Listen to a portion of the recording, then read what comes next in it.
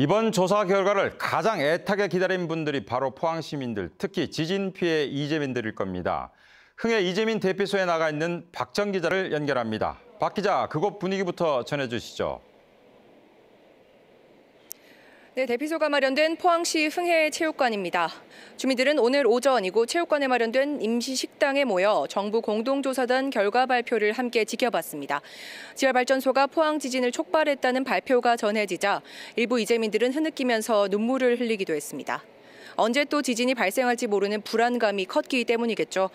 지하발전소 건립과 운영을 놓고 포항 시민을 실험 대상으로 삼은 게 아니냐는 분노도 터져나왔습니다. 이재민 한 분 직접 만나 얘기 들어보겠습니다. 네, 안녕하세요. 오늘 정부 결과 발표 어떻게 보셨습니까? 정말 눈물 납니다. 지진이 일어난 후 12월 12일부터 장날마다 지진 규명 집회를 했습니다. 조롱과 멸시 속에서도 꿋꿋하게 이재민들과 함께 해왔습니다. 특히 이재남 교수님 사연서지에 논문 게재하였고, 오늘 정부 정밀조사단 포항 지진은 유발 지진임을 증명해줘서 정말 감사하게 생각합니다. 마음껏 울어도 되는 날 같습니다. 정말 고맙게 생각합니다. 예, 말씀 고맙습니다. 자, 박 기자, 지진 발생 1년여 만에 정부 발표가 나왔지만 당장 이재민들이 집으로 돌아갈 수 있는 상황은 아니죠? 네, 그렇습니다. 지진이 발생한 지 벌써 1년 4개월, 계절이 5번이나 바뀌었습니다. 건물 안전진단 결과 거주 불가 판정을 받은 아파트 주민을 비롯해 이재민 30여 명이 아직도 이곳 체육관 생활을 하고 있는데요. 좁은 텐트 안에서 의식주를 모두 해결해야 하다 보니 불편한 게 한두 가지가 아닐 겁니다.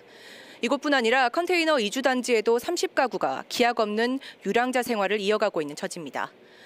이처럼 지진 발생 후 안전 점검과 위험도 평가에서 주민이 계속 살 수 없다고 판정받은 공동주택은 모두 8곳. 이 가운데 한 곳만 재건축이 추진되고 있지만 개인 분담금 때문에 이마저도 지지부진한 상태입니다. 포항시는 내일 공식 입장을 발표할 예정인데 자연지진이 아니란 조사 결과가 나온 만큼 정부 책임론에 무게가 실릴 전망입니다. 박 기자, 지진 피해 규모가 워낙 컸던 만큼 배상 규모도 만만치 않을 것으로 보이는데 어떻습니까?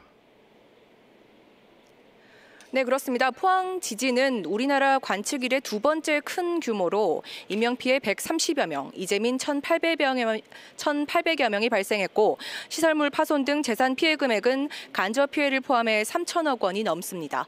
소송 규모가 최소 수천억 원대일 것이라는 전망이 나오고 있는 이유입니다.